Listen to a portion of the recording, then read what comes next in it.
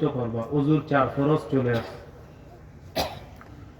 ওয়া ইন কুনতুম জুনুবান ফাত্তাহহারু, যদি তোমরা জুনুবি হও, তোমাদের উপর যদি গোসল ফরজ হয় তাহলে গোসল করবা। সহিহ বুখারীর বর্ণনা 6956 নম্বর হাদিস।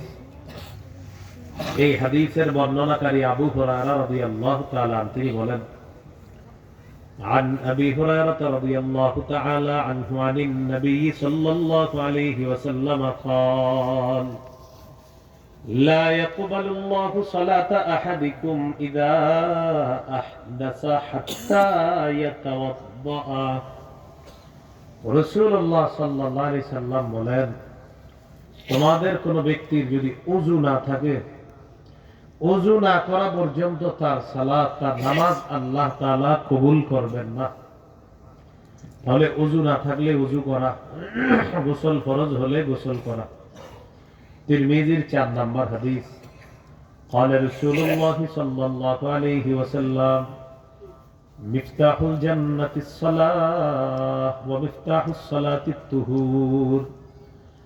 রাসূলুল্লাহ সাল্লাল্লাহু আলাইহি সাল্লাম বলেন, জান্নাতের চাবি হলো নামাজ, নামাজের চাবি হলো পবিত্রতা। জান্নাতের চাবি হলো নামাজ, নামাজের চাবি হলো পবিত্রতা। তাহলে জান্নাতের চাবি নামাজ, নামাজের চাবি পবিত্রতা। এই হলো আপনার শরীর অপবিত্র থাকলে এটাকে পবিত্র করা, কাপড় পাক করে নামাজ পড়া। আপনি নামাজের আগে চেক করবেন আপনার কাপড়ে বাচ্চা প্রস্রাব করেছে কিনা, পাখি পায়খানা পায়খানা করে দিয়েছে কিনা। চেক করে নামাজ পড়া মানে নামাজ কায়েম করা। সূরা মুদ্দাসসিরের 4 নম্বর আয়াতে আল্লাহ তাআলা বলেন, ওয়াসিয়াবাকা ফাতাহহির, নবী আপনি আপনার কাপড়গুলো পবিত্র করেন। সহিহ বুখারীর বর্ণনা 227 নম্বর হাদিস। জাআত ইমরাআতুন নবী সাল্লাল্লাহু আলাইহি ওয়াসাল্লাম فقالت أرأيت إحدانا تحيد في الثوب فكيف تصنع يا رسول الله। এক মহিলা রাসূলুল্লাহ সাল্লাল্লাহু আলাইহি সাল্লামের কাছে আসলেন। আসার পর জিজ্ঞাসা করলেন, ওগো আল্লাহর রাসূল, আমাদের কোন নারীর নাপাকি যদি কাপড়ের মধ্যে কোন নাপাকি লাগে, নাপাকি পবিত্র করার কি উপায়? রাসূলুল্লাহ সাল্লাল্লাহু আলাইহি সাল্লাম 4টি উপায় বললেন। বলেন কয়টি? 1 নম্বর তাকুতুহু, নাপাকি। 2 নম্বর ওয়াসুম্মাতু করিসুহু বিল মা, পানিতে এটাকে রিগড়িয়ে নেবে ভালো করে। 2 নম্বর। 3 নম্বর ওয়াতামদাহুহু, ভালো করে চিপবে। 4 নম্বর এটা শুকাবে। সুম্মা তুসাল্লি ফিহি, এরপর ওই পবিত্র কাপড়ে নামাজ পড়বে। এই হাদিস থেকে আমরা শিখলাম, যদি কাপড় অপবিত্র থাকে এই কাপড় পবিত্র করে নেওয়া, এটা নামাজের পূর্ববর্তী শর্ত। আর এটা করা মানে নামাজ কায়েম করা। নামাজের জায়গা পাক, ঘরে যদি সুন্নত নামাজ পড়েন, নফল নামাজ পড়েন, জায়নামাজটা চেক করবেন এটাতে কোনো নাপাকি লেগে গেছে কিনা, বাচ্চা প্রস্রাব করে দিল কিনা। মসজিদে যদি জানালার পাশে নামাজ পড়েন, বাতাসে কোনো নাপাকি আপনার নামাজের জায়গায় এসেছে কিনা, অথবা কোনো পাখি ওই জায়গা অপবিত্র করলো কিনা, এটা চেক করে নামাজ পড়া মানে নামাজ কায়েম করা।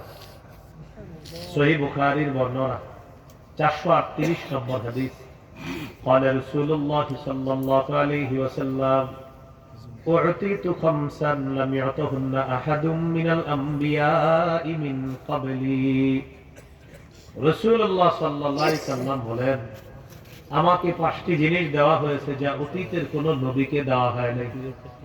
1 নম্বর নুসিরতু বিররুবি মাসিরাতা শাহরিন, আমাকে সাহায্য করা হয়েছে এইভাবে, আমার প্রভাব, আমার রূপ 1 মাসের দূরত্বে বেঈমানদের অন্তরে আল্লাহ সৃষ্টি করে কম্পন সৃষ্টি করার মাধ্যমে আমি নবীকে সাহায্য করা হয়েছে। সুবহানাল্লাহ।